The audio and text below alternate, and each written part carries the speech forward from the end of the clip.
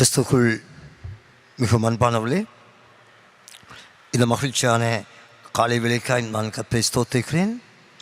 இந்த காலை வேளையிலும் கர்த்தருடைய சமூகத்தில் அமர்ந்து அவரை ஆராதிக்க வேண்டும் என்று வாஞ்சியோடு காத்திருக்கிற அனைவருக்கும் குலசேகரன் சேகர திருச்சபையின் சார்பில் அன்பான வாழ்த்துக்களையும் காலை வணக்கத்தையும் தெரிவித்துக் கொள்கிறோம்.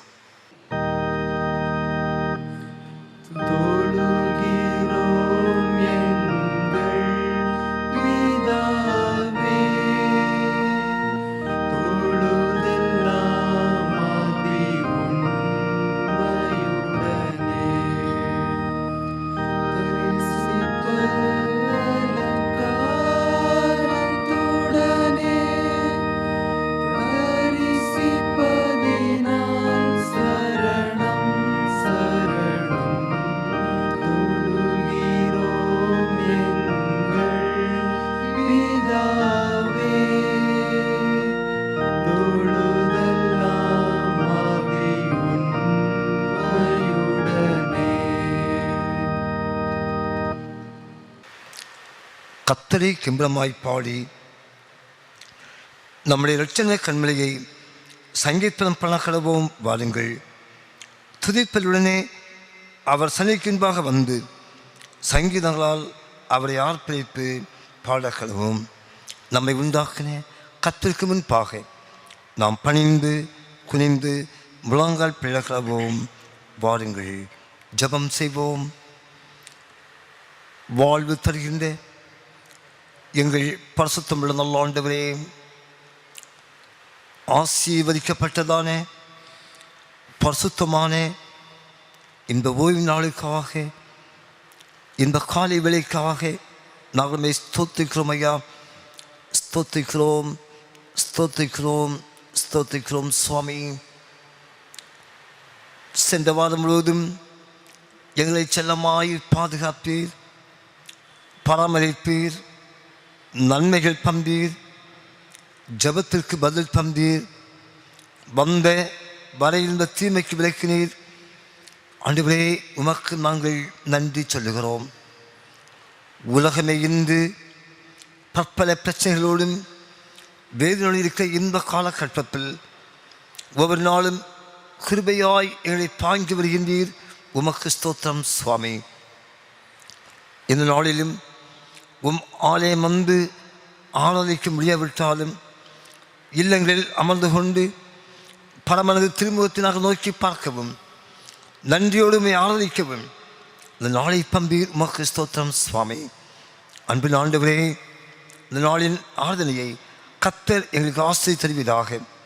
உண்மையிலேயே இந்த ஆராதனை மூலமாய் நாங்கள் உம்மோடு பேசவும், உம்முடைய திருமுகத்தை நாங்கள் பரிசிக்கவும், உம்முடைய அருளை நான் பெற்றுக்கொண்டேன் என்று நன்றி சொல்லவும் கர்த்தர்கள் வாய்ப்பை பாட சுவாமி. அதை ஏற்றதுமாய் இந்த நாளின் ஆராதனையின் எல்லா பகுதிகளும் அமைய கர்த்தர் கிருபை செய்யும் சுவாமி. பற்பல பிரச்சனையோடும் வேதனையோடும் விண்ணப்பங்களோடும் எதிர்பார்ப்போடும் உன் சமத்தை காத்திருக்கின்ற அன்பு பிள்ளைகள் நிறைவான நன்மை சொந்தமாக்கவும். உண்மையிலேயே நான் கர்த்தரிடம் அமர்ந்திருந்தேன், என்னோடு பேசினால் இந்த ஆராதனை மூலமாய் நான் ஆசீர்வதிக்கப்பட்டேன் என்று நன்றி சொல்லுகின்ற நல்ல வாய்ப்பை பாலும். தூயாவியனவர் எங்களோடு இடைப்பட்டு ஆற்றல் படுத்த சுவாமி. இந்த ஆராதனை மூலமாய் வருகின்ற அத்தனை மகிமையும் உமக்கு மட்டும் நாங்கள் செலுத்துகிறோம். கர்த்தாவே, எங்களோடு தங்கியிருந்து அனைவரையும் கர்த்தர் ஆசீர்வதியும். அருள்நாதர் இயேசு கிறிஸ்துவின் பரிசுத்தமுள்ள நாமத்தில் ஜெபிக்கிறோம். ஜெபங்கள் நல்ல பிதாவே, ஆமென். நாம் ஆண்டவரை போற்றும் வண்ணமாகவும் நம்முடைய ஆராதனைக்கு ஆரம்பமாகவும் ஞானப்பாடலில் 7வது பாடலை சேர்ந்து பாடலாம். 7வது பாடல் நாம் தேவ சன்னிதானத்தில் மகா மகிழ்ச்சியாக. 7வது ஞானப்பாடல்.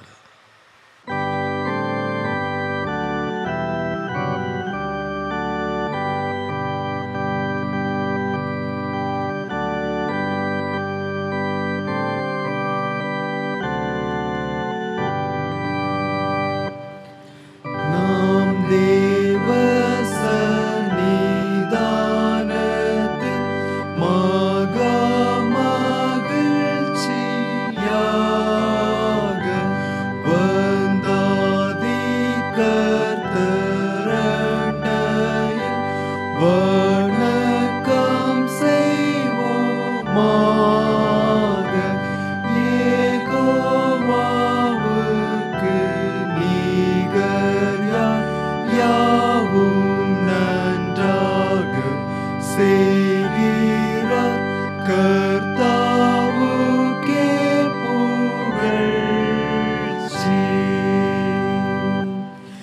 கர்த்தாதி கர்த்தர் ஞானத்தால் யாவற்றையும் நன்றாக படைத்து திட்டம் செய்ததால் மகாவணக்கமாக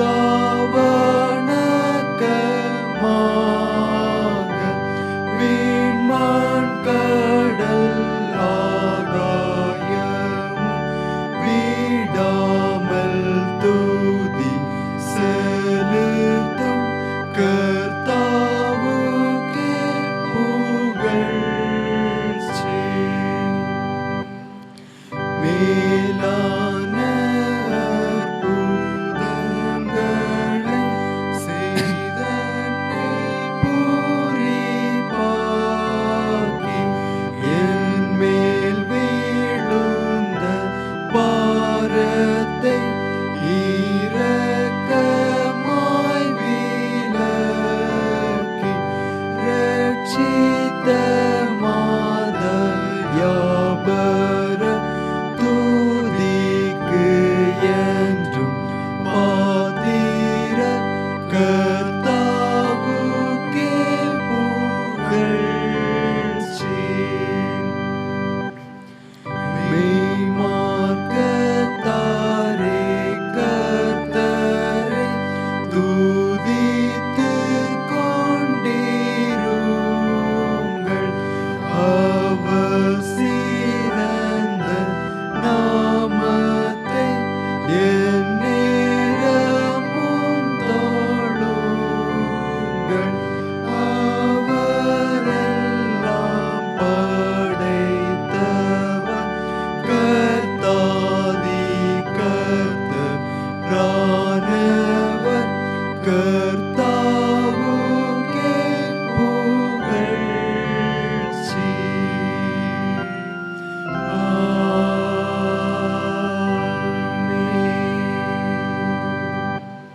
என் நாமம் தரிக்கப்பட்ட என் ஜனங்கள் தங்களை தாழ்த்தி ஜெபம் பண்ணி என் முகத்தை தேடி தங்கள் பொல்லாத வழிகளை விட்டு திரும்பினால் அப்பொழுது பரலோகத்தில் இருக்கிற நான் கேட்டு அவர்கள் பாவத்தை மன்னித்து அவர்கள் தேசத்துக்கு க்ஷேமத்தை கொடுப்பேன். கண்களை மூடி ஆண்டவருடைய உன்னதமான பாதத்தில் நம்மை தாழ்த்தி நம்முடைய தவறுகளையும் நம்முடைய குறைகளையும் நாம் செய்த அநீதிகளையும் ஆண்டவருடைய சமூகத்திலே சொல்லி அறிக்கையிட்டு மன்னிப்பை கேட்போம். அன்பானவர்களே, ஆண்டவர் நமக்கு நல்ல வாழ்வை தருகிறார். நாம் வாழ்வதற்கென்று சொல்லி இந்த அழகிய உலகை படைத்து இந்த உலகிலே நாம் நலமாய் வாழ வேண்டும் என்று சொல்லி இயற்கையின் அத்தனை நன்மைகளையும் தந்து நம்மை வாழ வைத்திருக்கிறார். இயற்கையை நாம் பண்படுத்தி பாதுகாக்க வேண்டும், அதை நாம் கருத்தாக பராமரிக்க வேண்டும் என்கிற கட்டளையும் நமக்கு தந்திருக்கிறார். ஆனால் பல நேரங்களில் அந்த கட்டளையை நாம் கை கொள்வதில்லை. இயற்கையை பல நேரங்களில் நாம் பாழ்படுத்துகிறோம், இந்த பூமியை பாழ்படுத்துகிறோம், தண்ணீரை மாசுபடுத்துகிறோம். பல நேரங்களில் பிளாஸ்டிக் பொருட்களை பயன்படுத்தியும் இன்ன பிற தீமைகளை புரிந்தும் இயற்கையை, இந்த பூமியை, இந்த மண்ணை, நீர்நிலைகளை மாசுபடுத்துகிறோம். அன்பானவர்களே, நம்முடைய வாழ்வுக்காக ஆண்டவரிடத்திலே மனம் வருந்த அழைக்கப்படுகிறோம். உண்மையிலேயே கடவுள் தந்த இந்த படைப்பை நாம் பாதுகாக்க தவறினோம் என்பதை நினைப்போம். எல்லாம் எனக்கு வேண்டும், கடவுளுடைய படைப்பு எல்லா மனிதருக்கானது, அந்த மனிதன் நாம் அனைவரும் இதை ஒழுங்காக பராமரிக்க வேண்டும் என்கிற ஒரு பெரிய எதிர்பார்ப்பை ஆண்டவர் தந்திருக்கிறார். ஆனால் ஒவ்வொன்றும் எனக்கு வேண்டும் என்று சொல்லி பேராசை கொண்டும் அதீத ஆசை கொண்டு தவறான காரியங்களை செய்கிறோம். ஆண்டவரே, எங்களை மன்னியும் என்று கேட்போமா?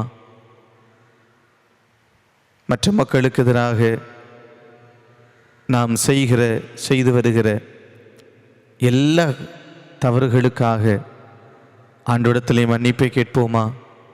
நம்முடைய தீய வாழ்வுக்காக மன்னிப்பை கேட்போமா? ஆண்டவரே, எங்களை மன்னியும் என்று சொல்லி நம்முடைய பாவங்களை அறிக்கையிட்டு மன்னிப்பை கேட்போமே. அவர் நமக்கு இரக்கம் செய்வார். அன்பு நிறைந்த ஆண்டவரே, இந்த உலகில் நாங்கள் நல்ல வண்ணம் வாழவும், இந்த உலகை நாங்கள் பாதுகாக்கவும் பராமரிக்கவும் எங்களுக்கு நீர் உதவி செய்கிறீர். ஆனால் நாங்கள் அதை சரியாக கடைபிடிக்கவில்லை. இந்த உலகை, இந்த பூமியை நாங்கள் பாழ்படுத்தினோம். பல நேரங்களில் இந்த பூமி எங்கள் பயன்பாட்டுக்குரியது, இதை நாங்கள் எப்படி வேண்டுமானாலும் பயன்படுத்தலாம் என்று சொல்லி மனம் போல இதை நாங்கள் பாழ்படுத்தி இருக்கிறோம். சுவாமி, எங்களை மன்னியும் என்று கேட்ட ஒவ்வொரு மக்களையும் ஆண்டவர் உம்முடைய இரக்கத்தால் மன்னிக்க வேண்டும் என்று ஜெபிக்கிறோம். ஆண்டவரே, யார் ஒருவர் மனம் திரும்பி உம்முடைய சமூகத்திலே பாவங்களை அறிக்கையிட்டு மன்னிப்பை கேட்டால் அதை மன்னித்து தேசத்துக்கு சேமத்தை கட்டளையிடவே என்று சொன்ன தெய்வம்.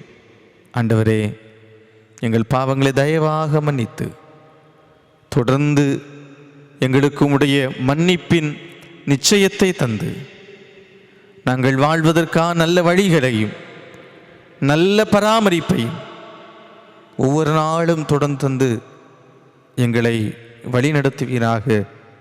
ஆமேன். ஆண்டவிடத்திலிருந்து மன்னிப்பை பெற்றுக்கொண்ட நாம் அன்பானவர்களே, இந்த பொழுதில் ஆண்டவருக்கு நன்றி சொல்லுவோமா? அவர் தந்த இந்த உன்னதமான படைப்புகள், அவர் தந்த இந்த உன்னதமான இயற்கை சூழல்கள், மரம், செடி, கொடிகள், உயிரினங்கள், நாம் வாழ்வதற்கென்று சொல்லி தந்த காற்று, நிலம், தண்ணீர், எல்லாவற்றுக்காக ஆண்டவருக்கு நன்றி சொல்லுவோமா? உண்மையிலேயே இப்பொழுதுதான் நாம் புரிந்து கொள்கிறோம். ஆண்டவர் நமக்கு தந்திருக்கிற காற்றினுடைய மதிப்பு, உயிர் மூச்சினுடைய மதிப்பு, இலவசமாய் தந்து வருகிற அந்த உயிர் மூச்சினுடைய மதிப்பை இன்றைக்கு தான் நாங்கள் புரிந்திருக்கிறோம். சுவாமி, ஒவ்வொரு மக்களும் படுகிற பாடுகள், காசுக்காக உயிர் மூச்சை வாங்குற நிலைமை, காசு கொடுத்தும் கிடைக்காத நிலைமையிலே மக்கள் வாழ்ந்த சூழல் இருந்தது. சுவாமி, இதையெல்லாம் நாங்கள் எண்ணி பார்க்கிற போது எவ்வளவு தூரம் எங்களை விசேஷமாய் ஆண்டவர் இந்த இயற்கை மூலமாக எங்களை நடத்தி வருகிறீர் என்பதை எண்ணி நாங்கள் உம்மை ஸ்தோத்திரிக்கிறோம். ஆண்டவரே, இந்த இயற்கை மூலமாக தான் நாங்கள் வாழ்கிறோம். நீர் எங்களுக்கு தந்த இந்த படைப்பின் மூலமாகத்தான் நாங்கள் இதிலிருந்து தான் நாங்கள் உழைத்தும், இதிலிருந்து தான் நாங்கள் முன்னேறியும் சம்பாதித்தும் வாழ்ந்தும் வருகிறோம். சுவாமி, இதற்காக உமக்கு நன்றி சொல்கிறோம். ஆண்டவரே, இந்த கொடிய நாட்களில் எங்களை ஒவ்வொரு நாளும் தாங்கி வருகிறீர். ஸ்தோத்திரம். இந்த பிரச்சனைகள், பலவீனங்கள், சுகவீனங்கள் இருந்தபோதும் ஆண்டவர் எங்களை கைவிடவில்லை. இந்த பிரச்சனைகள் மத்தியிலும் எங்களோடு இருந்து எங்களுக்கு பலன் தந்து எங்களை தாங்கி நடத்தினீர். கோடி நன்றி சுவாமி. எல்லா மக்களையும் தொடர்ந்து பாதுகாரு.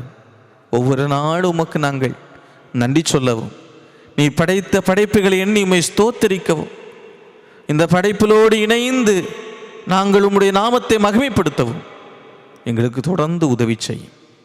எங்களுக்கு தந்த நல்ல குடும்பம், பிள்ளைகள், உறவுகள், வாழ்வதற்கான வசதிகள், சூழல்கள் எல்லாவற்றுக்காக உம்மை ஸ்தோத்திரிக்கிறோம். மீட்பர் இயேசு கிறிஸ்து மூலமாக ஜெபிக்கிறோம் தகப்பனே, ஆமென். இந்த நாளுக்குரிய திருமறை பாடத்தை படிக்கிறேன். தூய லூக்காவின் நற்செய்தி நூல் 8ஆம் அதிகாரம் 22 துவங்கி 25 முடிய உள்ள இறைவாசகங்களை நான் படிக்கிறேன். தூயவர் லூக்காவின் நற்செய்தி நூல் 8ஆம் அதிகாரம் 22 தொடங்கி 25 முடிய உள்ள வசனங்கள்.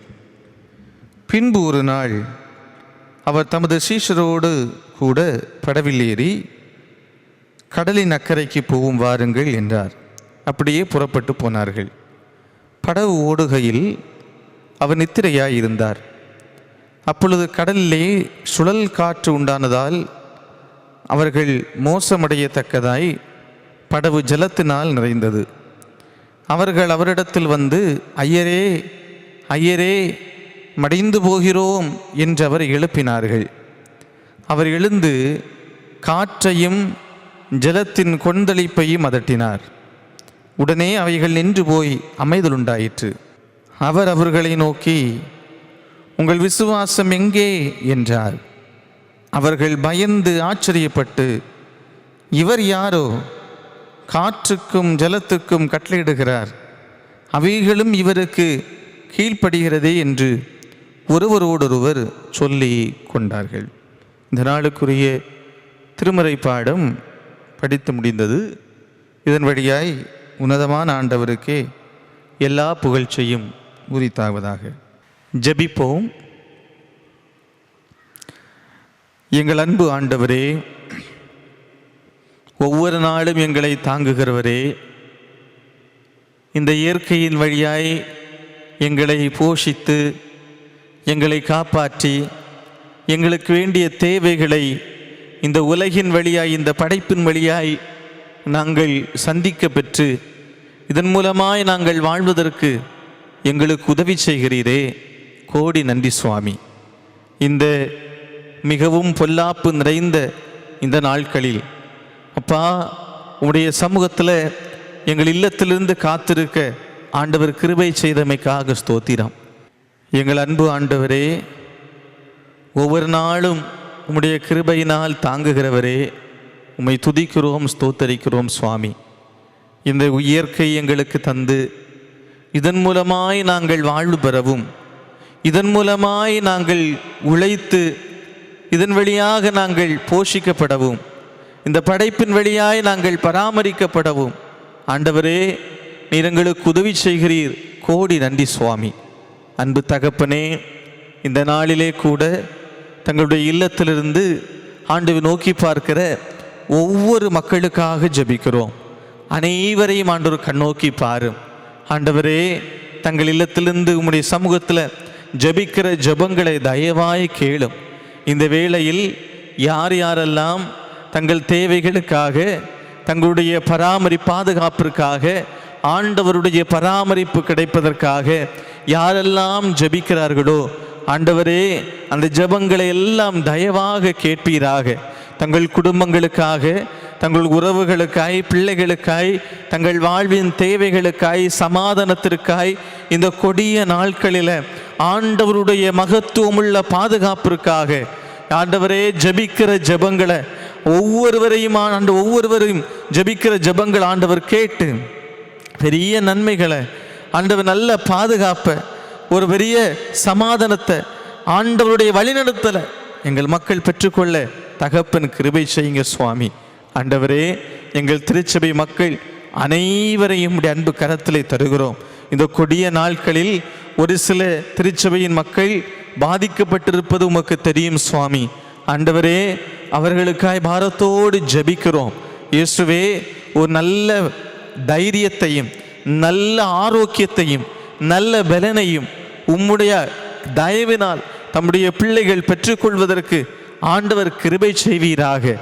நான் உன்னோடு கூட இருக்கிறேன், நான் உன்னை விட்டு விலகுவதும் இல்லை, உன்னை கைவிடுவதும் இல்லை, நான் உன்னை பாதுகாப்பேன், சுமப்பேன், ஏந்துவேன், என் பராமரிப்பேன் என்று சொன்ன தகப்பனே, அந்த வாக்கு தத்துவத்தின்படியாகவே ஒவ்வொரு மக்களையும், விசேஷமாய் பலவீனமாய் இருக்கிற ஒவ்வொரு மக்களையும் ஆண்டவர் கண்மணி போல காக்க வேண்டும், நல்ல பலம் தர வேண்டும், முழுமையான ஆரோக்கியம் பெற்று ஆண்டவர் எங்களுக்கு விடுதலை தந்தார், ஆண்டவருடைய கிருபை எங்களை தாங்கினது என்று சொல்லி உமக்கு நன்றி சொல்ல கிருபை செய்யும்.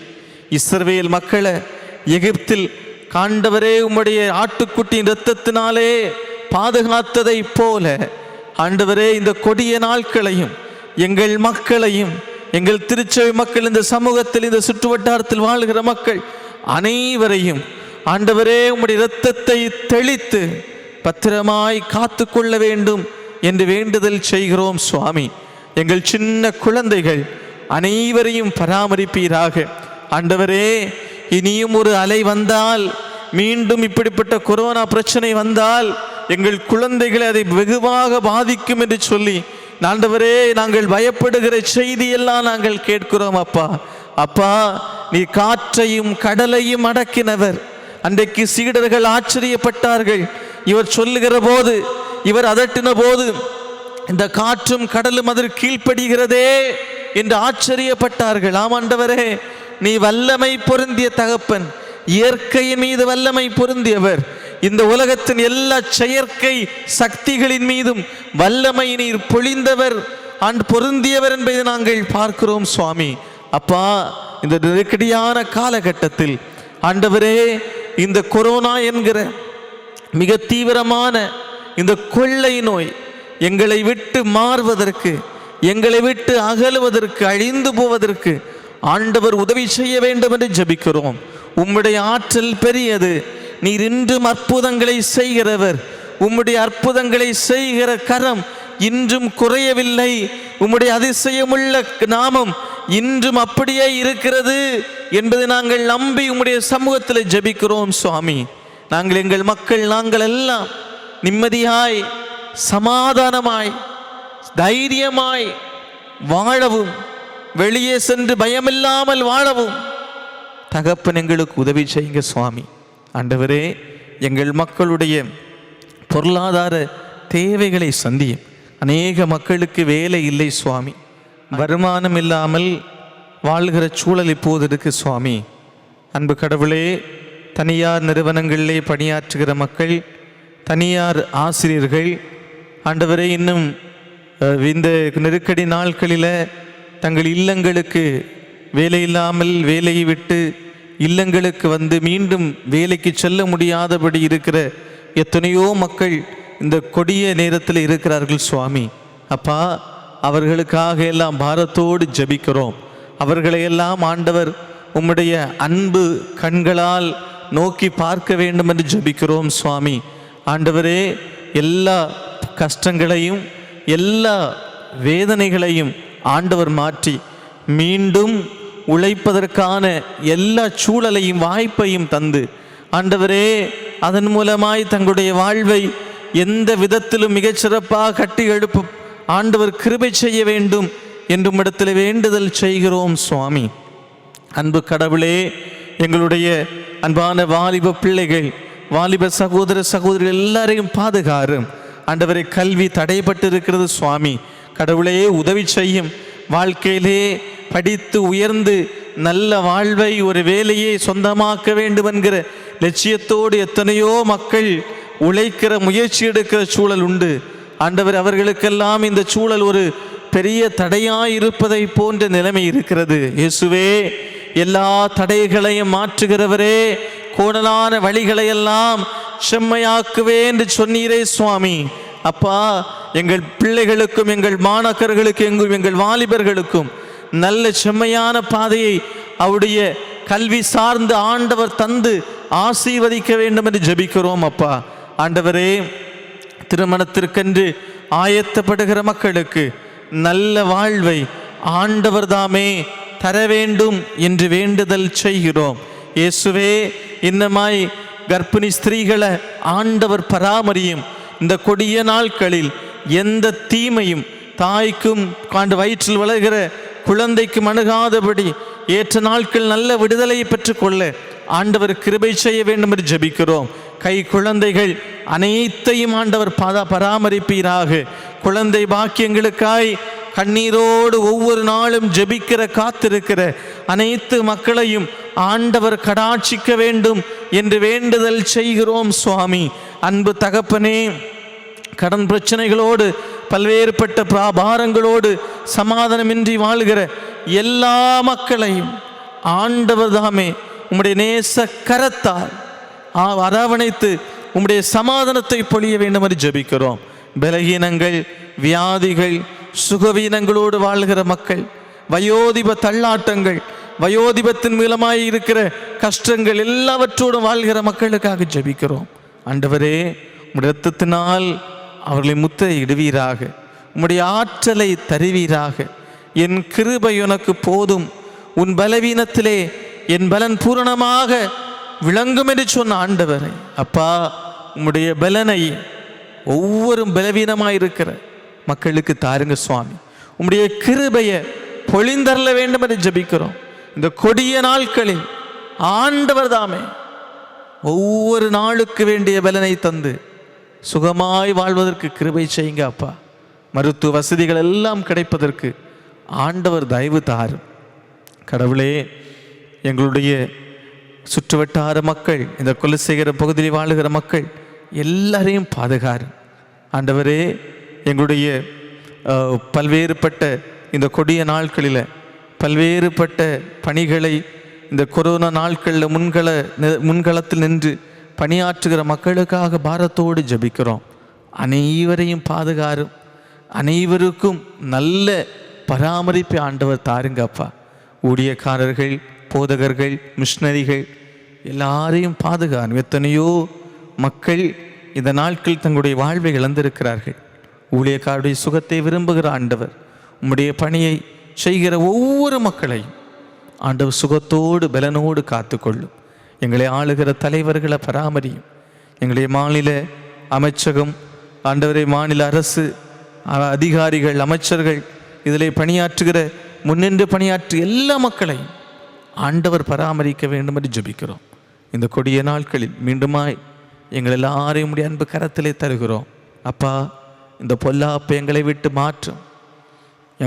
மாற்றுங்க சுவாமி. எங்கள் பயங்களை மாற்றும், தைரியம் தாரும். மீண்டும் தைரியமாயும் ஆராதிக்க வேண்டிய கிருபை தாரும். இந்த வாரத்தில் தங்கள் பிறந்த நாளை எண்ணி மகிழ்கிற அனைவருக்கும் நீடித்த ஆயுளை, நல்ல சுகத்தை தாரும். ஜெபித்த ஜெபங்களை தயவாய் கேளும். மீட்பர் இயேசு கிறிஸ்து மூலமாய் ஜெபிக்கிறோம் தகப்பனே, ஆமென். ஆண்டுடைய வார்த்தையை கேட்பதற்கு ஆயத்தப்படலாம். தேவா சரணம் கப்பா சரணம் என்ற பாடலை கைவிட்டு நாம் உற்சாகமாக சேர்ந்து பாடலாம். தேவா சரணம் கப்பா சரணம்.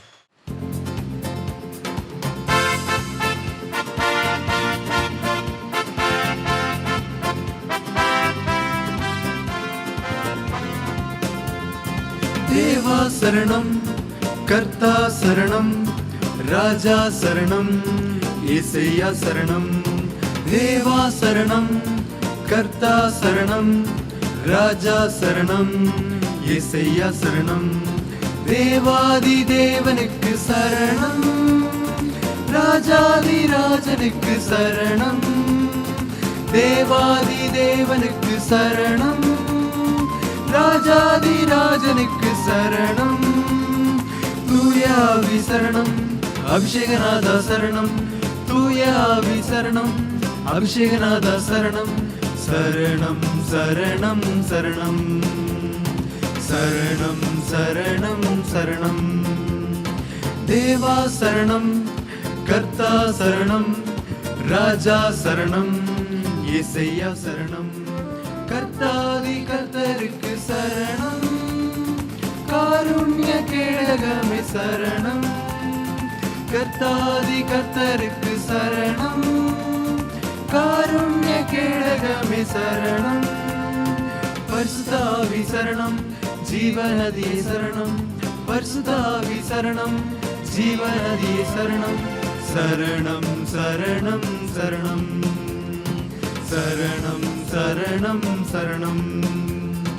தேவா சரணம், கர்த்தா சரணம், ராஜா சரணம், இயேசையா சரணம். மகிமையின் மன்னனுக்கு சரணம், மாசற்ற மகுடமே சரணம். மகிமையின் மன்னனுக்கு சரணம், மாசற்ற மகுடமே சரணம். சத்யாவி சரணம், சர்வவியாபி சரணம். சத்யாவி சரணம், சர்வவியாபி சரணம். சரணம் சரணம் சரணம். சரணம் சரணம் சரணம். தேவா சரணம், கர்த்தா சரணம், ராஜா சரணம், இயேசையா சரணம். தேவா சரணம், கர்த்தா சரணம், ராஜா சரணம், இயேசையா சரணம். ஆண்டவரும் இரட்சகருமாகிய இயேசு கிறிஸ்துவின் இனிதான் நல்ல நாமத்தினாலே மீண்டும் உங்களை இந்த காணொளி காட்சி மூலமாக அல்லது தொலைக்காட்சி வாயிலாக உங்களை சந்திப்பதிலும் உங்களை வாழ்த்துவதிலும் மிக்க மகிழ்ச்சி அடைகிறோம். உண்மையிலேயே ஆண்டவர் ஒவ்வொரு நாளும் காத்து வருகிறார். ஒருவேளை ஆலயத்தில் வந்து ஆராதிக்க முடியாத சூழல் இருந்தாலும், அந்த வருத்தம் இருந்தாலும், உண்மையிலேயே ஒவ்வொரு நாளும் ஆண்டவர் அதிகமாய் தேடுவதும், ஆண்டவரை அதிகமாய் ஆண்டவர் நோக்கி ஜெபிக்கவும் ஒரு நல்ல வாய்ப்பையும் ஆண்டவர் தந்திருக்கிறார். உண்மையிலேயே அதற்காக ஆண்டவருக்கு நன்றி சொல்வோம். ஒவ்வொரு நாளும் ஜெபியுங்கள். நம்முடைய திருச்சபையின் குடும்பங்கள், பலவீனமாயிருக்கிற மக்கள் அனைவருக்காகவும் நீங்கள் தயவாய் உங்கள் தனிப்பட்ட மற்றும் குடும்ப ஜெபங்களிலே அதிகமாய் ஜெபிக்க உங்களை அன்போடு வேண்டுகிறோம். கடவுள் தாமே நம் ஒவ்வொருவரையும் ஒவ்வொரு நாளும் சுகத்தோடும் பலத்தோடும் பாதுகாத்து மீண்டும் நாம் அனைவரும் ஆலயத்தில் வந்து ஆண்டவரை ஆராதிக்கிற, நன்றி சொல்லுகிற நல்ல பாக்கியத்தை ஆண்டவர் நமக்கு தந்தருள்வாராக.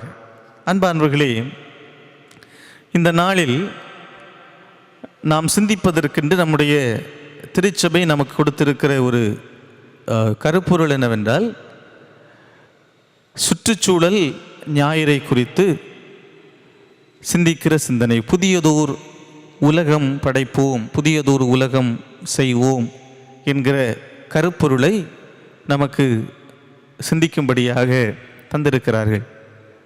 அன்பானவர்களே, நமக்கு தெரியும், ஜூன் மாதம் 5ஆம் தேதி சுற்றுச்சூழல் உலக சுற்றுச்சூழல் தினம். அது சென்ற நாட்களில் வந்தது. ஆகவே அதை ஒட்டிய இந்த வாரத்தில் நாம் அதை குறித்து சிந்திப்பது மிக பொருத்தம். இயற்கை அல்லது கடவுளின் படைப்பு என்பது ஆண்டவர் தந்த ஒரு பெரிய பரிசு, அருள்கொடை. ஆண்டவர் இந்த உலகத்தை படைத்து, உலகிலே உள்ள ஒவ்வொன்றையும் படைத்து நல்லது நல்லது என்று சொல்லி கண்டார். ஆகவே ஆண்டவர் படைத்த இந்த படைப்பில் ஆண்டவர் படைக்கிற பொழுது, படைத்து முடிக்கிற பொழுது எந்த குறையும் இல்லை, எந்த கரையும் இல்லை, பழுதும் இல்லை, எந்த மாசும் இல்லை, அல்லது எந்த பிரச்சனையும் இல்லை.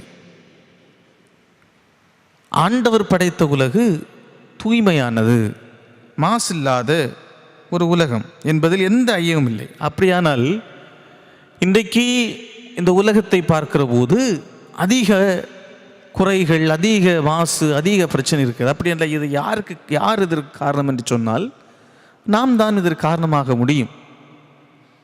நகரமயமாக்கல், நவீனமயமாக்கல் என்னும் பெயரில் நாம் தான் இந்த கடவுளின் படைப்பை தூய்மைக்கேடு செய்கிறோம் அல்லது அழுக்காக்குகிறோம். கிராமம் என்பது பின்தங்கியது, நகரம்தான் உயர்ந்தது.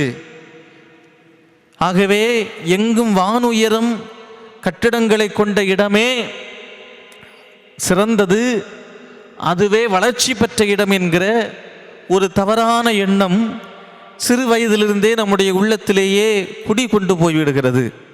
கிராமம் அல்லது கிராமத்தான், பட்டிக்காட்டான் என்கிற அந்த சொல்லே இதற்கு இதை வெளிப்படுத்தும் என்பதில் எந்த சந்தேகமும் இல்லை.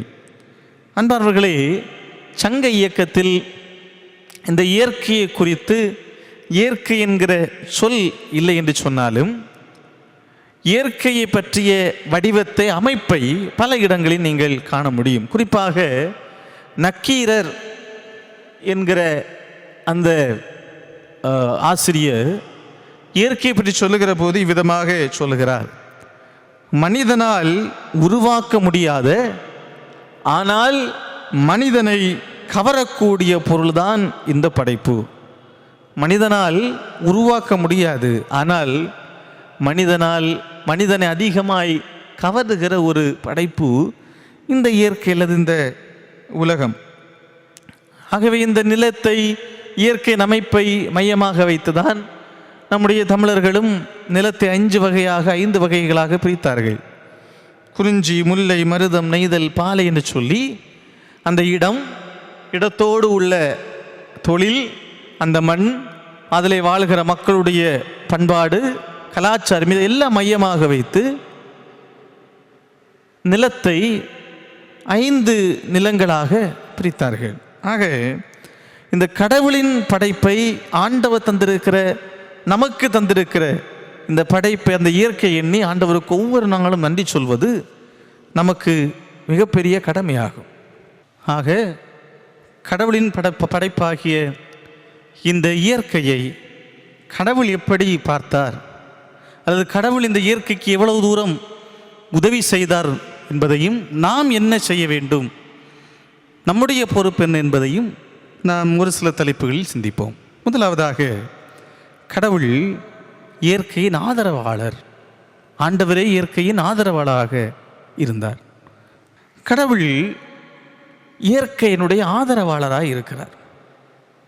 கடவுள் இயற்கையினுடைய ஆதரவாளர். அன்பானவர்களே, ஆதியாகமம் 1ஆம் அதிகாரம் 26 28 முடிய உள்ள வசனங்களை படித்து பார்த்தால் அங்கே மனிதனுக்கு ஒரு மிகப்பெரிய பொறுப்பை தருகிறார். இந்த பூமியை, இந்த உலகை அல்லது பூமியை ஆளுகை செய்யவும், பண்படுத்தி பாதுகாக்கவும் மனிதனை ஏற்படுத்தினார் என்று ஆதியாகமம் 1ஆம் அதிகாரம் 26 28 முடிய உள்ள வசனங்களை படிக்கிற போது நாம் கற்றுக்கொள்ள முடியும்.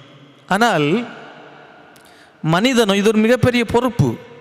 ஆண்டவர் நமக்கு ஒரு நல்ல பொறுப்பை தந்திருக்கிறார். ஆனால் மனிதனோ இதை தவறாக புரிந்து கொண்டான்.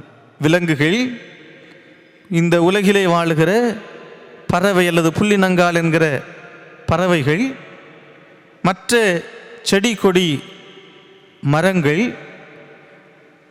மற்ற உயிர்கள் எல்லாவற்றையும் மனம் போல் பயன்படுத்த வேண்டும் என்கிற மனதை இந்த வசனத்தின் வழியாக தவறான விளக்கத்தின் மூலமாக அவன் கண்டு கொண்டான்.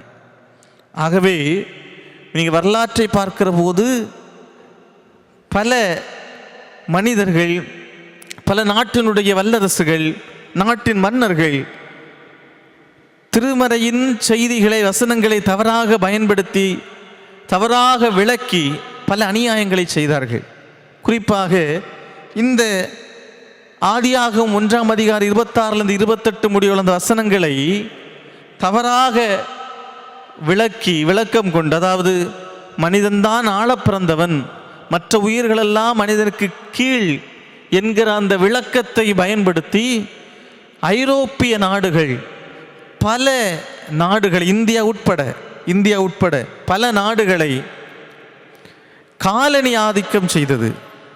பல நாடுகளை, அதில் இந்தியா உண்டு, அவை எல்லாவற்றையும் பிடித்து தங்கள் விருப்பத்திற்கேற்ற ஆளுகை செய்தது மட்டுமல்ல, இங்குள்ள எல்லா அந்த ஆளுகை செய்த பிடிப்பட்ட நாடுகளுடைய கனிம வளங்களை, இயற்கை வளங்களை, நல்லதை எல்லாவற்றையும் எடுத்துக்கொண்டார்கள். இதற்கு அவர்கள் காரணம் காட்டினது திருமறையின் வசனங்கள்.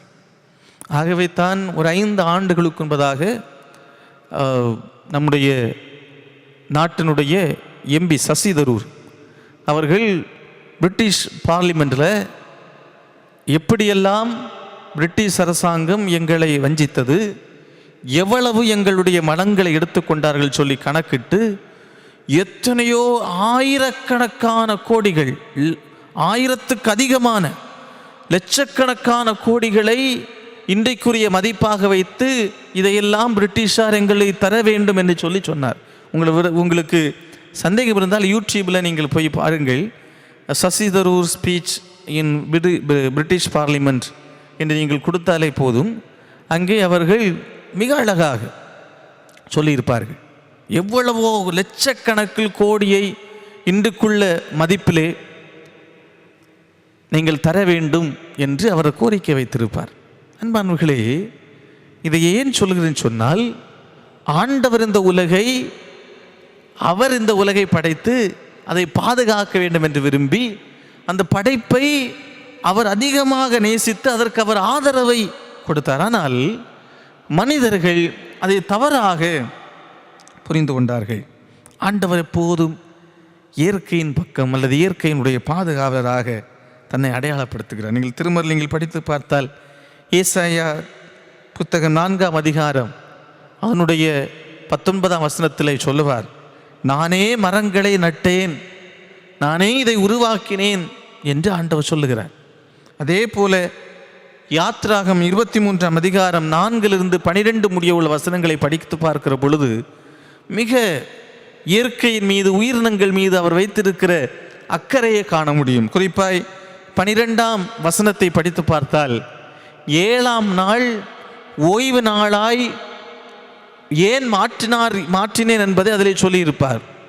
அதாவது மாட்டுக்கும் கழுதைக்கும் உயிரினங்களுக்கு, அடிமைகளுக்கு அவர்களுடைய உழைப்பிலிருந்து நீங்கள் ஓய்வு கொடுக்க வேண்டும். உயிரினங்களுக்கு நீங்கள் ஓய்வு கொடுக்க வேண்டும்.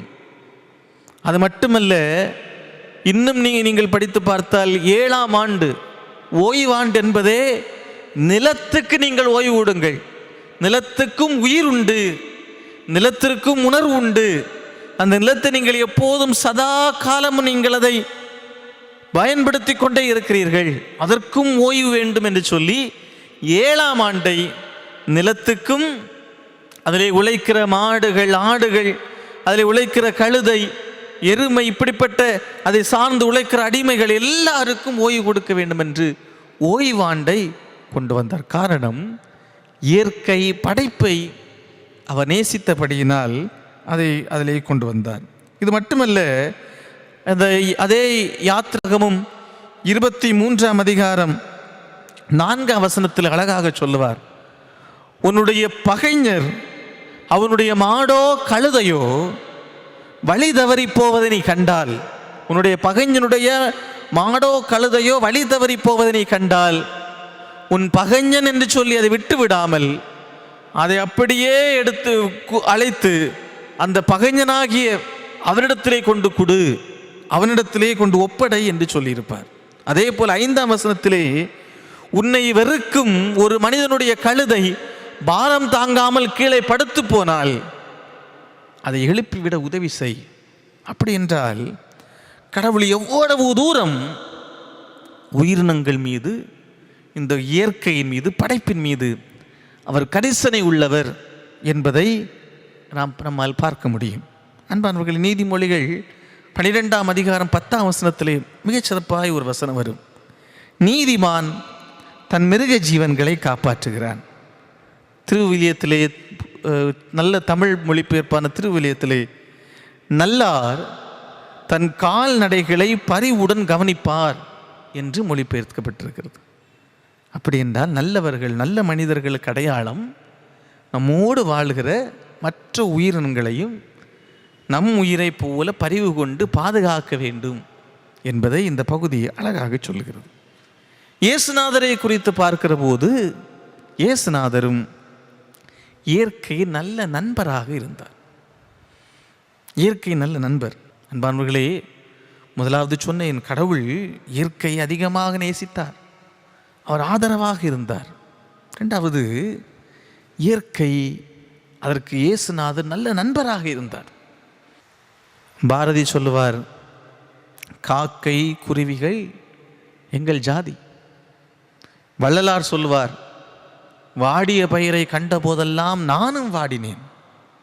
ஒரு இயற்கையினுடைய ஒரு உயிரி, ஒரு படைப்பு வாடினால் தான் வாட்டம் அடைகிற ஒரு எண்ணம். கணியன் பூங்கின்றனார், நமக்கெல்லாம் தெரியும், யாதும் ஊரே யாவலும் கேளீர். அந்த கேளீர் என்பதை எல்லா மனிதரும், உலகிலுள்ள எல்லா மனிதரும் என்று சொல்லி பலரும் விளக்குகிறான். அப்படி அல்ல, உலகிலுள்ள எல்லா உயிர்களும், மனிதன் மட்டுமல்ல, உயிர் கொண்ட அத்தனையும் என்பது பொருள். அதில் அவருடைய அந்த நற்றினையிலே ஒரு வரி இப்படி வரும்: மரம் சார் மருந்து கொள்ளார், மரம் சார் மருந்தும் கொள்ளார். இதனுடைய விளக்கம் மிக சிறப்பானது. எனக்கு நோய் இருக்கிறது, இந்த நோய்க்கான மருந்து அந்த மரத்திலே இருக்கிறது. அந்த மரத்திலிருந்து 4-5 இலைகளை பறித்து அதனை மென்று அதனுடைய சாற்றை விழுங்கினால் இந்த நோய் மாறும் என்றால் அந்த மரத்தினுடைய இலைகளை பறிக்க நான் சம்மதிப்பேன். அந்த மரத்திலே நிறைய இலைகளுக்கிடையே பூக்கள் இருக்கின்றன. அந்த பூக்களுக்கு மருத்துவ குணம் இருக்கிறது. என் நோய்க்கு அந்த பூக்கள் மருந்து என்று சொல்லி நான் அறிந்தால் அதில் 4-5 இலைகளை பறித்து அதை மென்று சாப்பிடுகிற போது அந்த சாற்றின் வழியாக என்னுடைய நோயின் சுகமாகும் என்று சொல்லி தெரிந்தால் அந்த 4-5 பூக்களையும் பறிக்க சம்மதிப்பேன். என்னுடைய நோய்க்கு அந்த மரத்தையே வெட்டி அதை கொன்று அதிலிருந்து கிடைக்கிற மருந்தை வைத்து நான் மருந்தை உட்கொண்டால்தான் நான் பிழைப்பேன் என்றால், அப்படி நான் உயிர் வாழ்வதற்கு எனக்கு தேவையில்லை. அந்த மரம் சத்து நான் வாழ வேண்டாம், நானே என்னை இப்படியே இருந்து விட்டு போகிறேன், செத்து போகிறேன் என்று சொல்லுகிற அந்த அடிப்படையிலே சொல்லுகிறார், மரம் சாக மருந்து எடுக்காதே. அந்த அளவுக்கு நம்முடைய மக்கள், பண்டைய தமிழர்கள் இயற்கையோடும் இயற்கை மீதும் அதிக முக்கியத்துவத்தையும் உயிரையும் வைத்தார்கள். இதற்கெல்லாம் மணிமோடமாக இயேசுநாதர் தன்னை வெளிக்காட்டுகிறார். இந்த 8ஆம் அதிகாரம், லூக்கா 8ஆம் அதிகாரத்திலே நமக்கு தெரியும், இயேசுநாதர் படகிலே போகிறார். பயங்கரமான காற்றும் மழையும் பயங்கரமான புயல் வீசுகிறது. ஆண்டவர் படுக்கிறார், உறங்குகிறார்.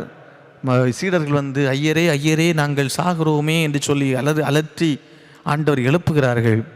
ஆண்டவர் இறையாதே அமைதலாயர் என்று சொல்லி அதற்கு சொல்லுகிற போது, இயற்கைக்கு சொல்லுகிற போது அந்த வார்த்தை கீழ்ப்படிந்து அப்படியே நின்றது. அப்போது சீடர்கள் சொல்லுகிறார்கள், இவர் சொன்னபோது அதுவும் கீழ்ப்படிந்து நின்றதே. அப்படி என்றால் ஆண்டவருக்கும் இயற்கைக்கும் நல்ல உறவு இருக்கிறது. ஆண்டவர் இயற்கைக்கு நல்ல நண்பராக இருந்தார். அவர் சொன்னபடியே நடந்தது. அவருடைய வல்லமைக்கு அப்பால் பட்டு நாம் யோசிக்க வேண்டும் என்றால், ஒரு மனித நிலையில் யோசிப்போம் என்று சொன்னால், ஆண்டவர் இயற்கையோடு நல்ல ஒரு உறவை பேணி இருந்தார். ஆகவே தான் ஆண்டவருடைய சொல்லை அது கேட்டது என்பதை நாம் புரிந்து கொள்ள முடியும். அன்பானவர்களே, இயேசுநாதரை பற்றி சொல்லுகிற ஒரு 60 ஆண்டுகளுக்கு முன்பாக உள்ள ஒரு பாடல் உண்டு. கேளுங்கள் தரப்படும், அதிலே ஒரு வரி உண்டு. அது பாடினால் மிக சரியாக இருக்கும். இயற்கை உலகமே தூய்மையானதென இயேசு நினைத்தாரே, எல்லா உயிர்களும் தன்னுயிரெனவே பேசி மகிழ்ந்தாரே. அந்த வரி எல்லா உயிர்களும் தன் உயிரெனவே பேசி மகிழ்ந்தாரே என்று சொல்லி மிகச் சரியாக இயேசுநாதரை குறித்து அந்த பாடல் வரி தெளிவாக சொல்கிறது. அன்பானவர்களே, இயற்கையின் பாதுகாவலராகவும் இயற்கையை நேசிப்பவர்களாகவும் இந்த சுற்றுச்சூழலை நேசிப்பவராக நாம் வாழ வேண்டும். பிரான்சிஸ் ஆஃப் அசிசியை பற்றி நமக்கு எல்லாம் தெரியும். அவர் அதனுடைய வாழ்நாளில் பல இடங்களில் ஒரு நாய் கண்டால் brother dog, brother dog, sister ken, சகோதர நாய் சகோதரா, கோழி சகோதரி என்று சொல்லி உயிரினங்களை கண்டால் அதை பார்த்து பேசுவாராம். அதை பார்த்து அதோடு பல அதோடு பேசிக்கொண்டே இருப்பாராம். அது மட்டுமல்ல, அதற்கும் வாழ்வுண்டு மீட்பு உண்டு என்று சொல்லி தன்னுடைய வாழ்நாளில் எண்ணினவர் த பிரான்சிஸ் ஆஃப் அசிசி. அன்பானவர்களே, இயற்கைக்கும் வாழ்வு உண்டு, உயிர் உண்டு சொல்லுகிறார். இஸ்லாம் சமயம் என்ன நம்பிக்கை வைத்திருக்குன்னு சொன்னால், ஒரு சாதாரண புல்லுக்கும் ஆன்மா உண்டு, புல்லுக்கும் உயிர் உண்டு. அந்த புல்லுக்கு நாம் கேடு செய்யக்கூடாது. அப்படி கேடு செய்தால் அதற்குரிய தண்டனையை நாம் அனுபவிக்க வேண்டும் என்று சொல்லி இஸ்லாம் கற்பிக்கிறது. அன்பானவர்களே, இயேசுநாதர் இயற்கைக்கு மிகவும் சிநேகிதராக இருந்தார். ஒரு பரஸ்பர உறவு இருந்தது அவருக்கும் இயற்கைக்கும். நம்முடைய வாழ்வில் இயேசுநாதரை பின்பற்றுகிறோம் என்று நாம் சொன்னால், அதே போல நம்முடைய வாழ்விலும் நம்மை இந்த உலகிலே நம்மை தாங்கி கொண்டிருக்கிற, இந்த உலகால் நாம் வாழ்வு பெற்றிருக்கிறோம், இந்த உலகால் இந்த படைப்பால் நாம் வாழ்வடைகிறோம். இதையும் நாம் அதிகமாய் நேசித்து அதிகமாய் இதை நாம் நம்முடைய வாழ்வில் அதற்கு முக்கியத்துவம் கொடுத்து வாழ வேண்டும் என்பதை இயேசுநாதர் நம்ம கற்றுத்தருகிறார். மார்ட்டின் லூத்தர் தன்னுடைய வாழ்வில் ஒரு நாய்க்குட்டியை வளர்த்து வந்தார். அதனுடைய பெயர் டோல்பல் என்கிற ஒரு நாய்க்குட்டி. அந்த நாய்க்குட்டியை மிகவும் நேசித்தார். அந்த நாய்க்குட்டியினுடைய விசுவாசத்தை கண்டு மெய் செலுத்து போனார்.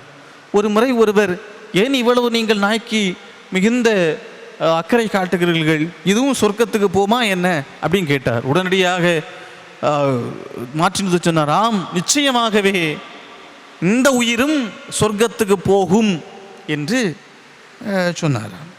அன்பானவர்களே, இந்த இயற்கை உயிருள்ளது. இந்த இயற்கைக்கு நாம் நம்மால் என்ற பாதுகாப்பையும் பாசத்தின் நம்முடைய அன்பையும் இதுக்கு வெளிக்காட்ட வேண்டும் என்பதை இயேசுநாதர் கற்றுத்தருகிறார். இன்னொன்று, கடைசியாக புதியதோர் உலகம் செய்ய வேண்டும். புதியதோர் உலகம் செய்ய வேண்டும்.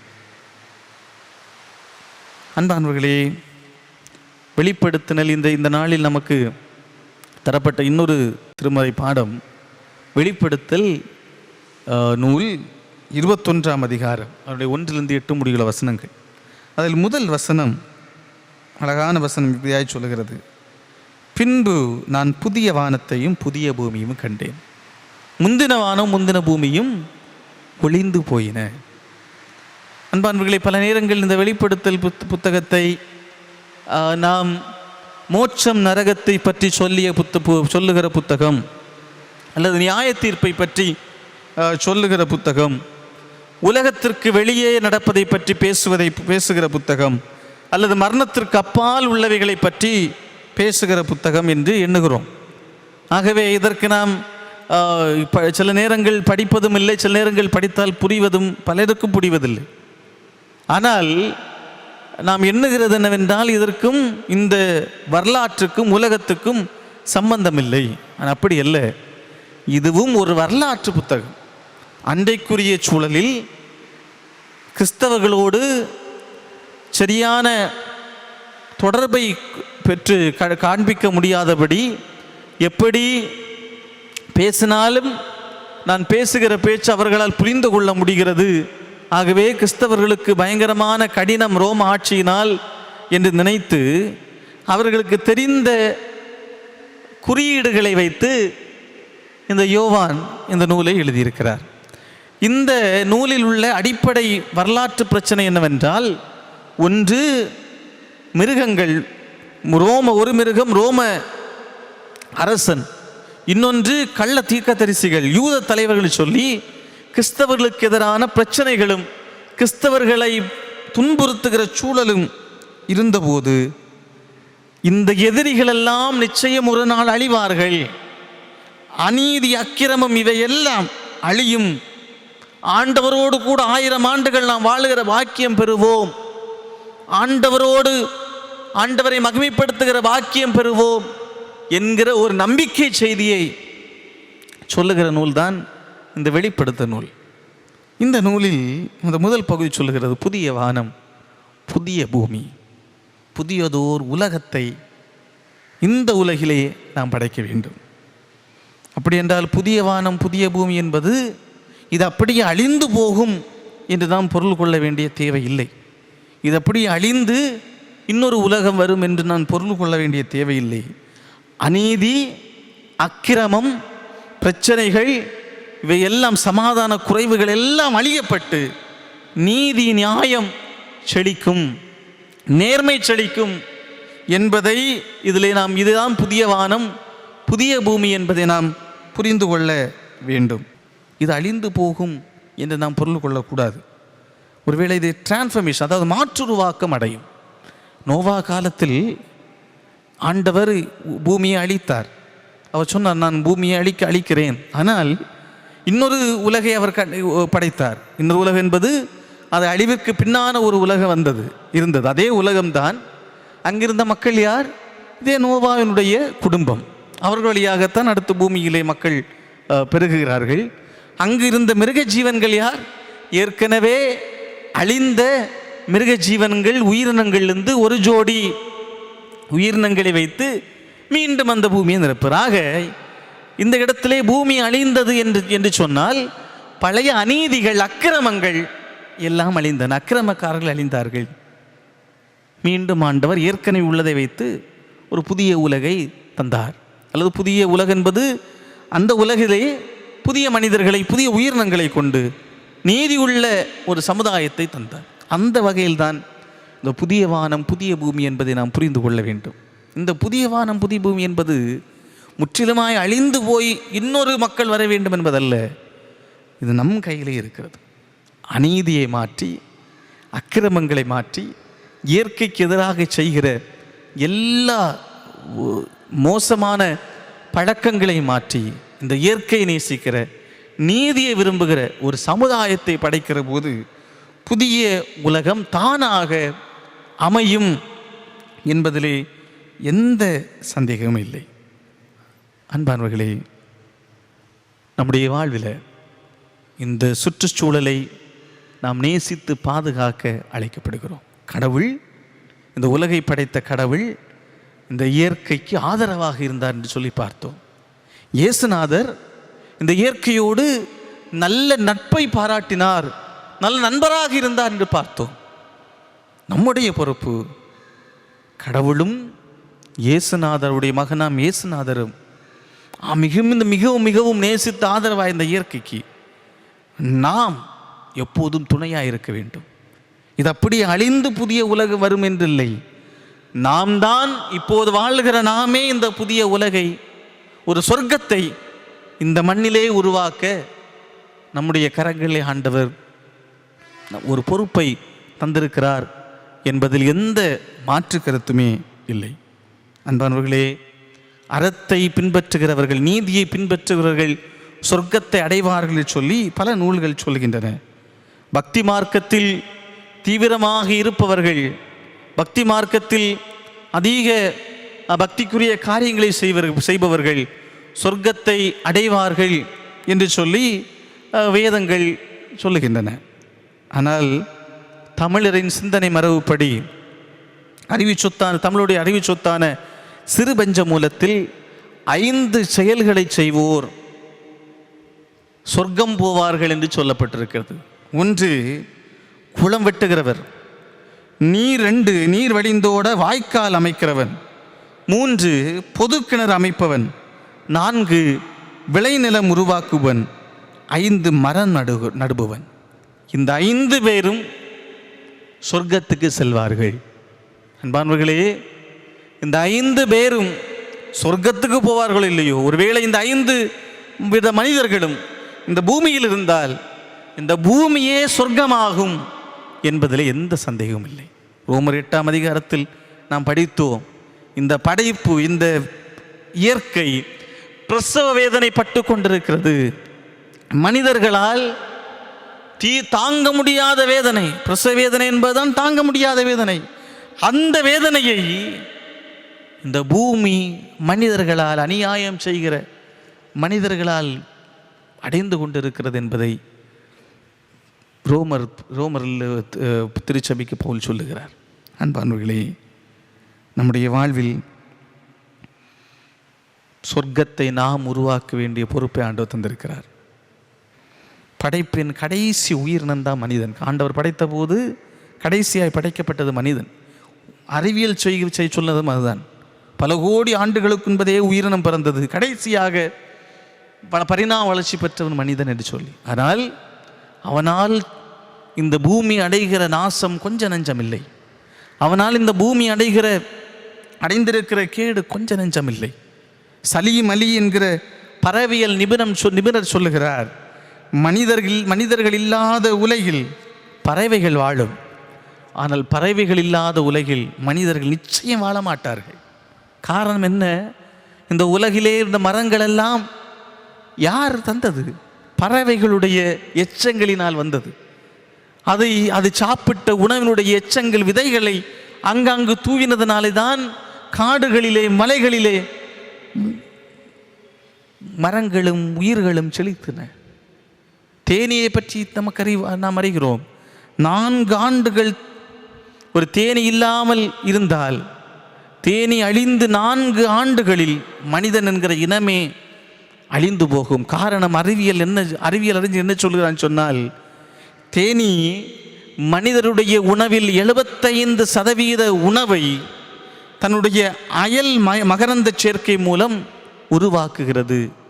மனிதர் உண்ணுகின்ற 75% உணவை தேனீக்கள் தன்னுடைய அயல் மகரந்த சேர்க்கை மூலம் உருவாக்குகிறது என்பதை அறிவியல் சொல்லுகிறது. அன்பானவர்களே, நம்முடைய இயற்கைக்கு நாம் என்ன செய்கிறோம்? நம்முடைய கையில் இருக்கிறது இந்த புதிய வானத்தையும் புதிய பூமியையும் உருவாக்க, சொர்க்கத்தை உருவாக்க நாம் தான் ஒன்றிணைய வேண்டும். கடைசியாக ஒன்றை மட்டும் சொல்லுகிறேன். ஒரு முதுமொழி அழகாக ஒருவர் எழுதுகிறார், இந்த உலகில் கடைசி மரமும் வெட்டுண்டு, கடைசி துளி நீரும் நஞ்சாகி, கடைசி மீனும் பிடிக்கப்பட்ட பின் மனிதன் உணர்வான் பணத்தை சாப்பிட முடியாது என்று. இந்த உலகில் கடைசி மரமும் வெட்டுண்டு, கடைசி துளி நீரும் நஞ்சாகி, கடைசி மீனும் பிடிபட்டபின் மனிதன் உணர்வான் பணத்தை சாப்பிட முடியாதென்று. இன்று பணம் என்று சொல்லி கடவுள் தந்த இந்த இயற்கையை பேராசை கொண்டு அழித்து வருகிறோம். நிச்சயமாகவே இதனுடைய அழிவு இயற்கையை நமக்கு தந்து வருகிறது. ஒருவேளை இந்த கொரோனா கூட அதனுடைய காரணமாக இருக்கலாம். இயற்கைக்கும் மனிதருக்கும் இந்த மனித உலகம் செய்கிற தீங்கு தான் இப்படிப்பட்ட கொடுமைக்கும் காரணமாக இருக்கலாம். யார் அறிவது? ஆகவே ஆண்டவர் தந்த இந்த இயற்கையை நம்மால் முடிந்த மட்டும் பாதுகாப்போம். இந்த இயற்கையிலே ஒரு புதிய உலகை, ஒரு சொர்க்கத்தை படைப்போம். நான் ஏற்கனவே சொன்ன 5 செயல்களை செய்பவர்கள், இந்த 5 செயல்களை யார் செய்தாலும் இந்த உலகமே அவர்கள் சொர்க்கமாக இருக்கும் என்று சந்தேகமில்லை. நாம் செய்ய வேண்டியது என்ன? தயவு செய்து பிளாஸ்டிக்கை முடிந்த மட்டும் பயன்படுத்த வேண்டாம். தண்ணீரை வீணாக்க வேண்டாம். பல நேரங்களில் நான் தண்ணீரை திறந்துவிட்டு 2 கைகளை கொண்டு நீரை பிடித்து முகத்திலே அப்புவோம். மற்ற நேரங்கள் அது அப்படியே அந்த அப்புகிற நேரமெல்லாம் ஏற்கனவே அந்த பைப்பில் இருந்து அந்த குழாயிலிருந்து தண்ணி வீணாகிக் கொண்டே இருக்கும். நான் சொல்லுவேன், ஒரு கையிலே நீரை வாங்கி ஒரு கையில் அந்த டேப்பை வைத்து எடுத்த உடனே அதை மூடி விடுகிற அந்த பழக்கம் நமக்கு தேவை. அதிகமாய் இயற்கையை நாம் பாழாக்காமல் இருப்போம். நமக்கு எப்படி இந்த உலகம் தரப்பட்டதோ, இந்த இயற்கை நம்ம தரப்பட்டதோ, அடுத்த தலைமுறைக்கும் நாம் கொடுக்க அழைக்கப்படுகிறோம். நம்முடைய பிள்ளைகளுக்கு, பேர பிள்ளைகளுக்கு எப்படி நமக்கு இந்த உலகம் தரப்பட்டதோ அதே போல அடுத்த தலைமுறை கொடுப்போம். அது நம்முடைய கரங்களில் இருக்கிறது. இயற்கையை நேசிப்போம், குளங்கள் குட்டைகள் எல்லாம் இப்போது அழிந்து வருகின்றன. இதெல்லாம் மிகப்பெரிய அநீதிகள். ஆகவே முடிந்த அளவில் இயற்கையை நேசித்து சுற்றுச்சூழலை நேசித்து வாழ்வோம். ஒலி மாசு, நீர் மாசு, இன்னுமாய் காற்று மாசு, இதை எல்லாவற்றையும் அறவே விட்டொழிப்போம். ஆண்டவர் விரும்புகிற புதிய உலகை, புதிய வானம், புதிய பூமியை, சொர்க்கத்தை இந்த மண்ணிலே உருவாக்குவோம். ஆண்டவர் தாமே இந்த சுற்றுச்சூழல் தினத்திலே ஒரு நல்ல இயற்கை நேசிப்பவர்களாக, இயற்கை விரும்பிகளாக நம்முடைய மனதில் நல்ல எண்ணங்களை ஆண்டவர் தருவாராக. ஆண்டவர் தாம் இந்த வார்த்தைகள் நமக்கு பயனுள்ளதாக்கி தருவாராக. ஆமென். ஆண்டவருடைய வார்த்தையை கேட்ட நாம் கர்த்தருக்கு நன்றி சொல்லுவோம். நாம் மீண்டும் அமர்ந்தவாறே கீர்த்தனையில் 241 பாடலை சேர்ந்து பாடலாம். கீதம் 241. காலத்தின் அருமையை அறிந்து வாழவிடில் கண்ணீர் விழுவாயே.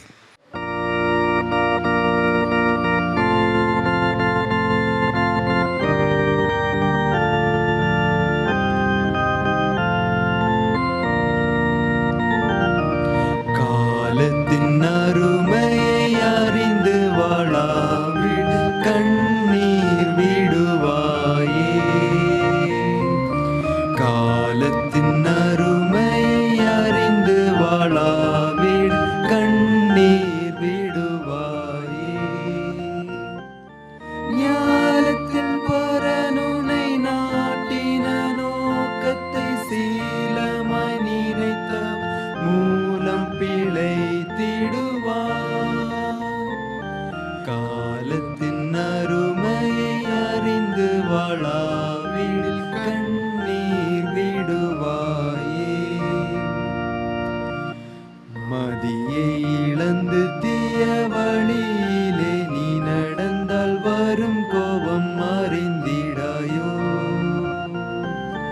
கதியாம் பிரச்சன்ய வாழ்வை கண்டு நீ மகிழ்ந்திட காலம் இதுவே காலம் என்றறியாயோ.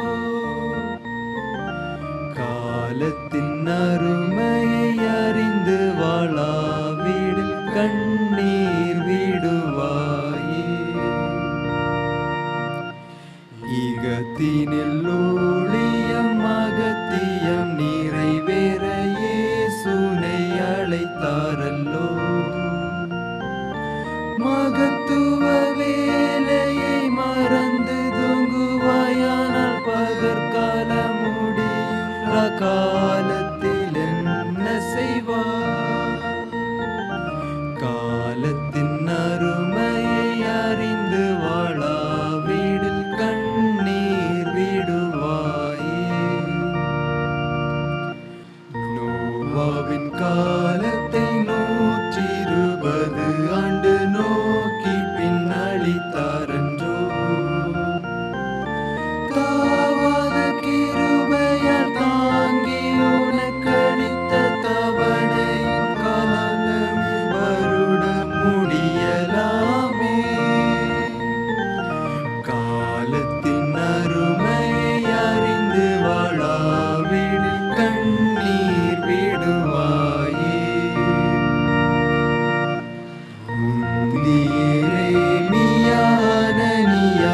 குறைத்த முடிவை நீ அறியாயோ. எந்த காலமும் சீரசீவி என்றிடாமல் ஏற்ற ஆயத்தமாய் எப்போதும் இருந்திடாயோ.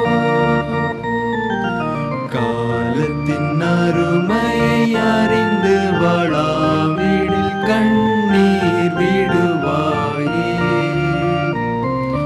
காலத்தின் அருமையை அறிந்து வாழாவிடில் கண்ணீர் விடுவாயே. ஜெபிப்போம். எங்கள் அன்பு ஆண்டவரே, இந்த நாளில் எங்கள் இல்லத்திலிருந்து உம்மை ஆராதிக்க உதவி செய்தீர். கோடி நன்றி சுவாமி. சுற்றுச்சூழலை குறித்து நாங்கள் அறிந்து கொண்டோம். எங்கள் ஆண்டவர் இந்த உலகை மிகவும் நேசிக்கிறீர். தான் படைத்த உலகை நல்லது என்று சொல்லி கண்டீர். அது மட்டுமல்ல, இந்த உலகிலே எல்லா ஆதரவையும் வழங்கினீர். என்னெல்லாம் உயிர்களுக்கு உதவி செய்தீரோ செய்ய வேண்டும், அதை எல்லாவற்றையும் இந்த உயிர்களுக்கு எல்லாவற்றையும் ஆதரவாக இருந்தீர். உம்முடைய மகன் இயேசு கிறிஸ்துவும் இயற்கையின் மீது மிகவும் நல்ல நட்பை கொண்டிருந்தார். அவரை பின்பற்றுகிற நாங்களும் அந்த இயற்கை மீது நல்ல நட்பை கொள்ள வேண்டும். இந்த இயற்கையை நாங்கள் சொர்க்கமாக்க வேண்டும். இந்த உலகிலேயே நாங்கள் புதிய வானத்தையும் புதிய பூமியையும் படைக்கிற அந்த சொர்க்கத்தை கொண்டு வர வேண்டும். இதை அழிந்து இன்னொரு சொர்க்கம் அல்ல, இதிலேயே அந்த சொர்க்கத்தை உருவாக்க வேண்டும் என்கிற ஒரு உணர்வை எங்களுக்கு தந்தபடியால் கோடி நன்றி சுவாமி.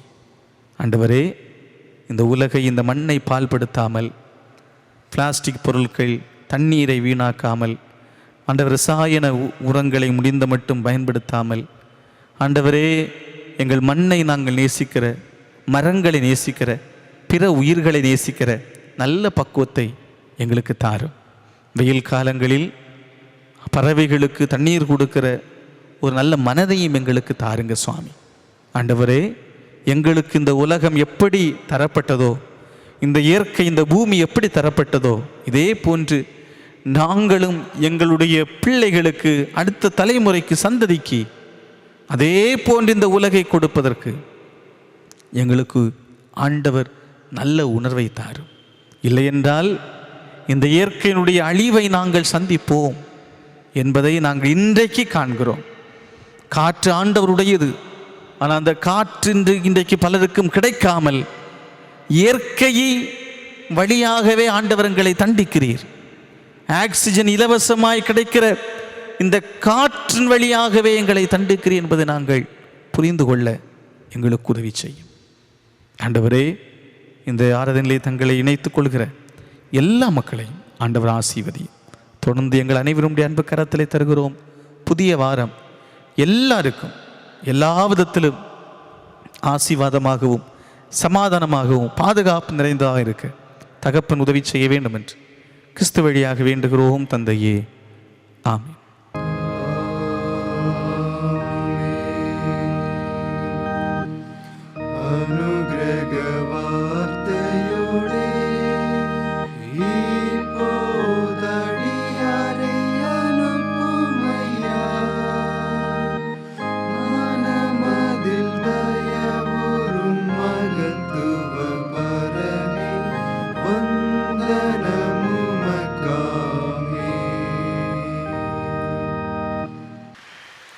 ஆண்டவரை இரக்கமுள்ள கிருபைக்கும் பராமரிப்புக்கும் உங்களை ஒப்புவிக்கிறோம். பிதா, குமாரன், பரிசுத்தாவியராகிய அருள் நிறைந்த ஆண்டவருடைய ஆசீர்வாதம், பராமரிப்பு, பாதுகாவல் நம் அனைவரோடும் நம் வாழ்வோடும் எதிர்பார்க்கின்ற எல்லா நன்மைகளோடும் இன்றும் என்றுமான சதா கலந்து இருப்பதாக.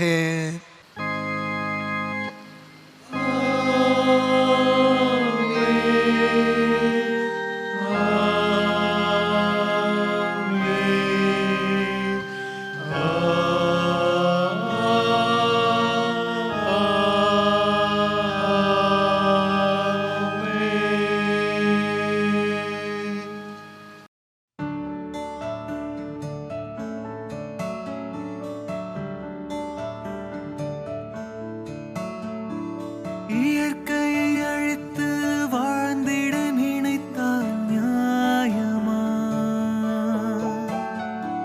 மடியினில் சுமப்பவள் மனதினை வதைத்தால் தாங்குமா? இறைவன் தந்த